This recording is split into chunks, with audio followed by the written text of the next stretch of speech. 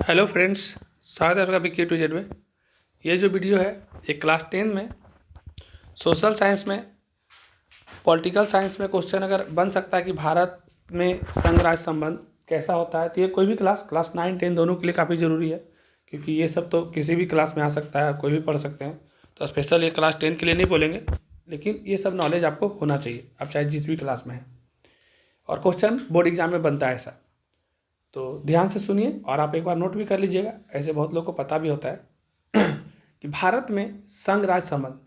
तो देखिए, भारत जो है ना, ये जो देश है अपना, ये राज्यों का एक संघ है। और ये जो अनुच्छेद 1 में इसको बोला गया कि भारत जो है क्या है, ये राज्यों का संघ है। तो पहला में ही सबसे बोला गया क्या कि भारत जो है राज्यों का संघ है।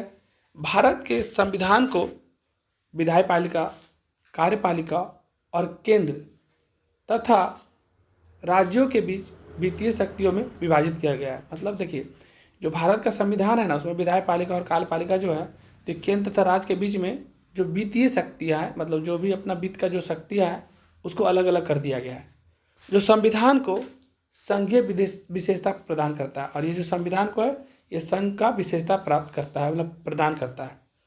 जबकि न्यायपालिका एक श्रेणीबद्ध संरचना में एकीकृत होती है। अब इसमें नोट में लिखेंगे कि जैसे कि वर्तमान में भी क्या है कि वर्तमान में भारत में भी 28 राज्य है, और 26 जनवरी 2020 से भारत में केवल 28 राज्य हैं। एक बार 29 हो गया था तेलंगाना जोड़ के, लेकिन फिर से 26 जनवरी 2020 से 28 राज्य हैं। दमन और दादरा नगर हवेली के विलय के बाद, मतलब दमन और दादरा नगर हवेली जो दो अलग अलग केंद्र शासित प्रदेश थे, ये दमन और दादरा नगर हवेली दोनों एक में विलय हो जाने के कारण 9 की जगह केवल 8 केंद्र शासित प्रदेश है। एक समय 29 राज्य और 9 केंद्र शासित प्रदेश हो गए थे। तो दादर और नगर हवेली जब मिल गया तो केंद्र शासित प्रदेश 8 हो गए, और जम्मू कश्मीर को जब इसमें शामिल कर लिया गया तो राज्य घट करके 28 फिर से हो गया। तो जम्मू और कश्मीर और लद्दाख 31 अक्टूबर 2019 से 2 नए केंद्र शासित प्रदेश बन गए। तो जम्मू कश्मीर को राज्य से हटा करके केंद्र शासित प्रदेश में जब डाल दिया गया तो 8 केंद्र शासित प्रदेश बच गए और राज्य 28 बच गए।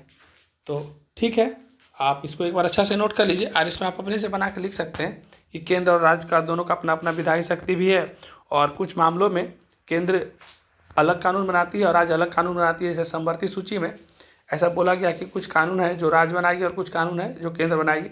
लेकिन कोई भी तरह का अगर उलझन हो जाता है, कोई भी तरह का अगर फसाद हो जाता है, तो केंद्र का कानून ही मान्य होगा। और भी इसमें आप बना करके लिख सकते हैं।